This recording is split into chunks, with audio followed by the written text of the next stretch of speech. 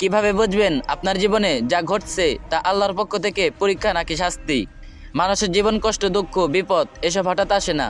প্রতিটি কষ্টের পেছনে থাকে একটি কারণ। আর আল্লাহর বান্দার জন্য বিপদ কখনো পরীক্ষা, কখনো সতর্কবার্তা, আর কখনো শাস্তি হয়ে আসে। এক গুনাহের পর কষ্ট এলে যদি আমরা গুনার পথে থাকি, নামাজ ছেড়ে দেই, হারামে লিপ্ত হই, আল্লাহকে ভুলে যাই এবং এরপর জীবন বিপদে আসে, তবে বুঝতে হবে এটি আল্লাহর পক্ষ থেকে জাগ্রত হওয়ার সতর্কবার্তা। আল্লাহ এভাবে তার বান্দাকে গুনাহ থেকে ফেরাতে চান। 2.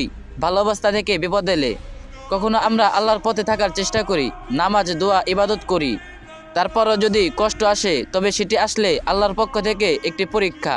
কেননা প্রিয় বান্দাদের তিনি পরীক্ষা করেন, ধৈর্যের মাধ্যমে তাদের মর্যাদা উঁচু করেন। এটি তার ভালোবাসার নিদর্শনও বটে। 3. বিপদে পড়ে আরও অবনতি ঘটলে যদি বিপদে পড়ে আমরা আল্লাহ থেকে আরও দূরে সরে যাই, গুনাহ বাড়াই, হতাশ হই, তাহলে এটি হয়ে যায় শাস্তি বা কঠিন সতর্কবার্তা। আল্লাহ তাআলা কুরআনে বলেন, তোমাদের উপর যে বিপদ আসে তা আমাদের কৃতকর্মের কারণেই। আরেক স্থানে বলেন, আমি অবশ্যই তোমাদেরকে পরীক্ষা করব কিছু ভয়, ক্ষুধা এবং জানমাল ও ফল ফলাদির স্বল্পতার মাধ্যমে, আর তুমি ধৈর্যশীলদের সুসংবাদ দাও। সূরা আল বাকারা 155। তাই মনে রাখুন, দুনিয়া হলো পরীক্ষা ক্ষেত্র। আল্লাহ তার বান্দাকে পরীক্ষা করবেনই। যে ধৈর্য ধারণ করবে আল্লাহ তার সঙ্গে থাকবেন এবং সন্তুষ্ট হবেন। প্লাস পরীক্ষা হোক বা সতর্কবার্তা, প্রত্যেক অবস্থায় আমাদের করণীয় হলো ধৈর্য, তাও এবং আল্লাহর দিকে ফিরে আসা।